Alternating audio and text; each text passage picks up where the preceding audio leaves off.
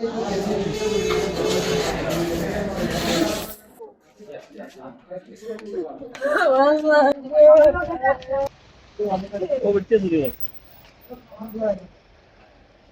কিছুক্ষণ আগে শাহজালাল মাজারের তদন্ত কেন্দ্রের যে ইনচার্জ আছেন জনাব মিস্টার আব্দুল আজিজ এসআই সাহেব, উনি আমাকে জানান যে শাহজালাল মাজার থেকে কিছুদিন আগে একটা বাচ্চা চুরি হয়ে যায়। বাচ্চার বয়স হচ্ছে 1 বছর 6 মাসের মতো। বাচ্চাটার নাম হচ্ছে সিনহা।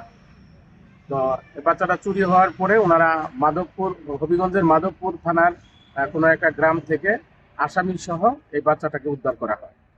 যেহেতু আজকে শিশু আদালত অবকাশকালীন চলছে, অর্থাৎ বন্ধ চলছে, এই অবস্থায় শিশু আদালতের অধিবেশন না থাকায় আমি প্রবেশন অফিসার মোহাম্মদ আমির হোসেন চৌধুরী ওই শিশুর সর্বোত্তম মঙ্গলার্থে এবং তার ভালো থাকার জন্য এই শিশুটাকে তার মায়ের জিম্মায় হস্তান্তর করছি।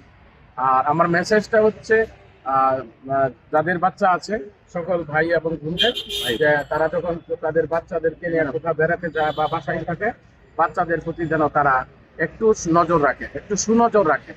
এই হচ্ছে আমার মেসেজ। আর সহকারী বাচ্চা ভালো থাকুক। আর আমি ওনাকে বলবো যে উনি যেন বাচ্চাটাকে খুব সযত্নে রাখেন এবং পরবর্তীতে আদালতের অধিবেশন খোলা হলে উনি যেন আদালতে নিয়ে আসেন। ধন্যবাদ আপনাকে।